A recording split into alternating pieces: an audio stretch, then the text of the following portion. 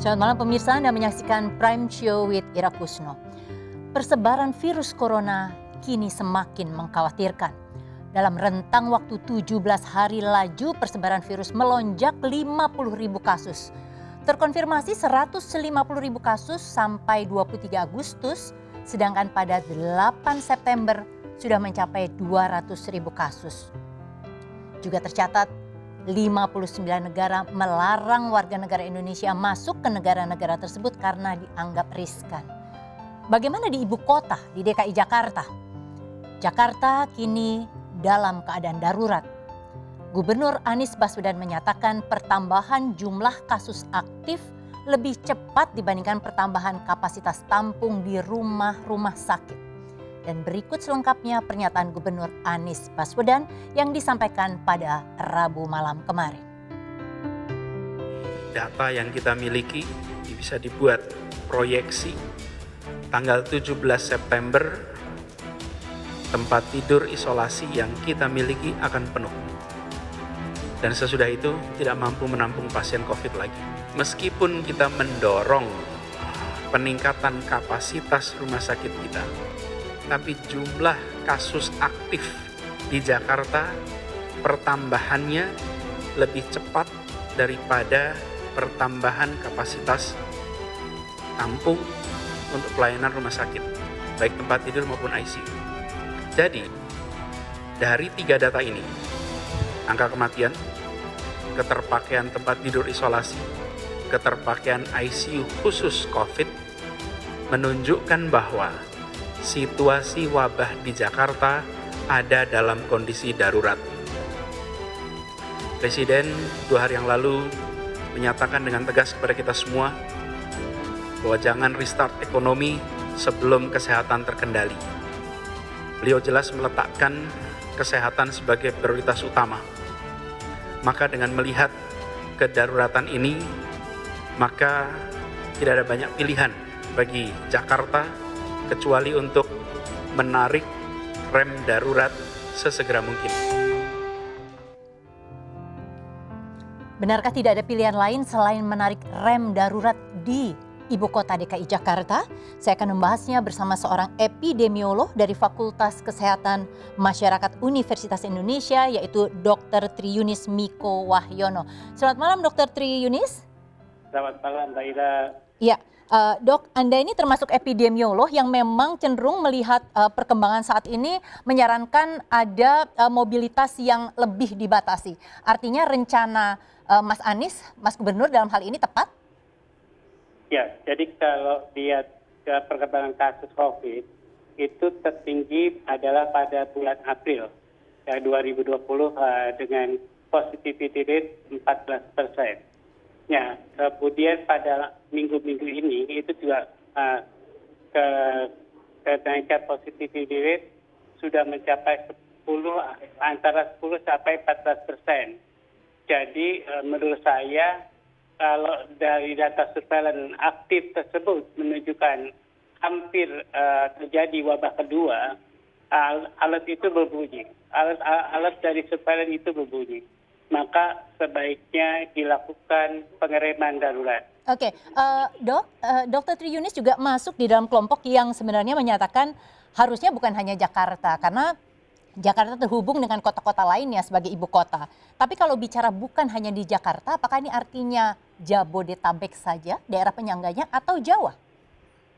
Ya, jadi kalau kita melihat provinsi yang terbanyak termasuk Jawa Timur, kemudian Sulawesi Selatan, Kalimantan Selatan, seharusnya menurut saya semuanya sama. Semua provinsi yang beban epidemiologinya tinggi, artinya jumlah kasus COVID-19-nya tinggi, seharusnya melakukan rem darurat. Oke, Dr. Triyunis, sebentar kami ada laporan dari lapangan karena pemirsa sebenarnya kami mengundang Gubernur Anies Baswedan untuk menjadi narasumber malam ini, tetapi informasinya ada rapat maraton yang diselenggarakan oleh Gubernur di Balai Kota saat ini. Dan untuk mengetahui lebih lanjut tentang informasi tersebut, kini di Balai Kota saya telah terhubung dengan reporter Vena Malinda.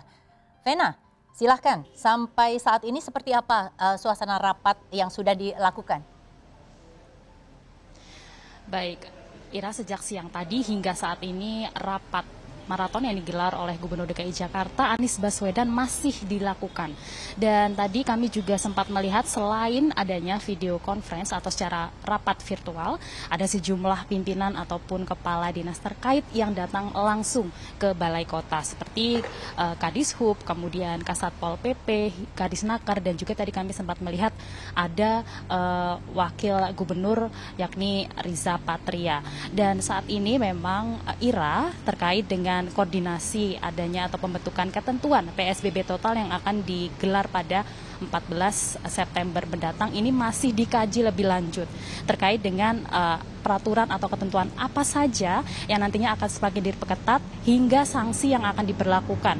Mengingat ini adalah tindakan yang dipilih oleh gubernur kita Anies Baswedan untuk rem darurat, yakni menerapkan kembali dari PSBB transisi kembali menjadi PSBB total, dan ini tentunya melihat meningkatnya angka persebaran virus COVID-19 khususnya di kawasan DKI Jakarta.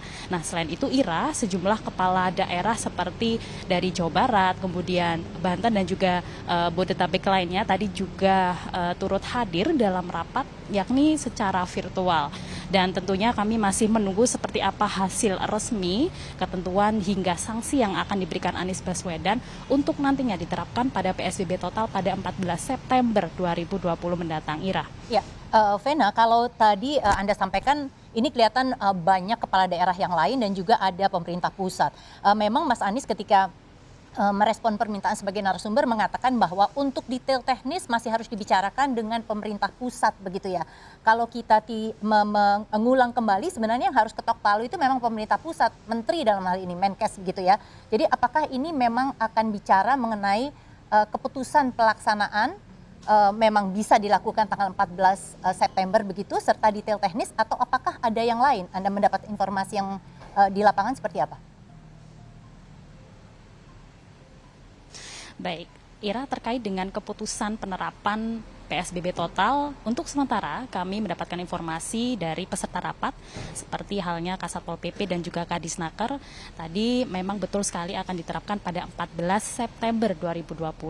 Namun ada sejumlah kajian yang dilakukan karena memang jika kita lihat, Ira, ada sejumlah ketentuan yang sepertinya bertentangan dengan pemerintah pusat. Salah satunya adalah dari Menteri Koordinator Perekonomian Airlangga Hartarto terkait dengan operasional dari bidang usaha, di mana Airlangga Hartarto ini menyebutkan bahwa perkantoran masih bisa beroperasi namun dengan penerapan protokol kesehatan dan adanya pembatasan kapasitas 50% karyawan atau pegawai work from office atau di kantor dan work from home atau bekerja dari rumah. Namun hal tersebut tentu bertentangan, Ira, jika kita bandingkan dengan pernyataan Anies Baswedan yang menerapkan atau hanya mengizinkan 11 sektor saja yang boleh dibuka selama PSBB total seperti keuangan, kesehatan, pangan dan juga sektor lainnya. Dan tentunya ini masih dibahas agar tidak ada ketimpangan dan juga saling bersinergi dan tidak ada pihak yang dirugikan, Ira. Oke, Vena Melinda dari Balai Kota Jakarta. Terima kasih. Dr. Tri Yunis, saya kembali kepada Anda. Tadi kalau disebutkan kelihatannya ini tarik-menariknya memang antara ekonomi dan juga sisi kesehatan. Walaupun yang dikatakan Pak Jokowi harusnya yang ekonomi itu adalah restart sesudah kesehatannya jalan. Nah, Anda melihat sebagai epidemiolog dalam situasi seperti saat ini di mana ekonomi Indonesia menuju resesi, alarm untuk memperketat itu tetap harus jalan, Dok? Ya. Jadi alat yang dibunyikan pada surveillance itu menunjukkan akan ada wabah kedua. Artinya wabah kedua itu akan tercapai kalau positivity rate Jakarta mencapai 14% mingguannya. Nah, kemudian kalau itu terjadi, wabahnya akan lebih banyak yang sakit dan akan lebih banyak yang mati atau yang meninggal. Jadi saya nggak membayangkan kalau itu terjadi chaos, kemudian keributan gitu ya, Dok ya? Betul, karena kapasitas rumah sakitnya juga sudah terbatas. Jadi 80% kemampuan kapasitas menangani pasien yang berat dan pasien yang kritis itu sudah terisi. Tinggal 20% lagi. Jadi bayangkan kalau rem darurat itu tidak ditarik. Oke. Jadi bayangkan yang akan mati sekarang aja nih minggu ini yang meninggal di Jakarta udah 400 orang. Belum lagi kita menghitung PDP-nya. Oke, Dok, kalau misalnya dilihat ya, ini masyarakat seringkali disalahkan, dianggap kurang disiplin, dan memang betul sebagian masyarakat ada yang terutama pakai masker saja malas begitu ya. Tetapi apakah kemudian itu yang dokter anggap menjadi faktor utama jumlah kasus meningkatnya seperti ini, atau justru karena jumlah testingnya bertambah dengan banyak? Ya, jumlah testing bertambah, tapi tidak akan mengurangi positivity rate atau tidak menambah positivity rate. Positivity rate akan tetap. Itu menunjukkan natural history dari penyebaran COVID-19. Oke, jadi kalau kita bandingkan positivity rate 2 April yang lalu dengan sekarang, itu hampir saja terlampaui. Nah, sekarang jumlah tesnya, kalau diperiksa berapapun dengan positivity rate yang sama, akan menghasilkan jumlah yang sama yang sakit. Kira-kira begitu. Dan itu sebanding. Nah, sekarang karena Jakarta memeriksa kemudian spesimen yang banyak dari tes sekarang yang dilakukan, maka positif kasus yang ditemukan itu banyak sekali. Oke, Juga jadi kasus yang meninggal. Dok, artinya dari tingkat kedisiplinan masyarakat begitu ya dalam menjalankan protokol kesehatan, seberapa persentase untuk menambah tingginya angka lonjakan ini? Ya, jadi kalau penularannya itu kan amat tergantung kontak rate. Jelas di sini bahwa kontak rate juga meningkat. Kontak rate itu yang disalahkan adalah masyarakat. Masyarakat tidak melakukan protokol kesehatan dengan baik. Kemudian walaupun perdanya peraturan daerahnya telah dilakukan, itu telah ada, walaupun kena denda, walaupun kena hukuman sosial, tapi masyarakat nggak kapok-kapok dengan kondisi yang sekarang ini karena masalahnya kebutuhan ekonomi. Memang cukup berat masalahnya kalau wabah sudah berjalan 6 bulan. Jadi pasti akan dilematis. Apakah kita membiarkan pertambahan kasus COVID dengan yang meninggal akan lebih banyak, atau pertumbuhan ekonomi yang sekarang makin ke bawah, jadi lebih lagi di minus 5,8%. Dok, Dok, Anda masih akan bersama kami. Saya harus break dulu untuk jeda komersial. Pemirsa, sesaat lagi di Prime Show with Ira Kusno kami akan kembali masih berdiskusi tentang Jakarta yang masuk kepada rem darurat kedua dan bagaimana lonjakan pertambahan virus corona saat ini di Indonesia. Tetaplah bersama kami.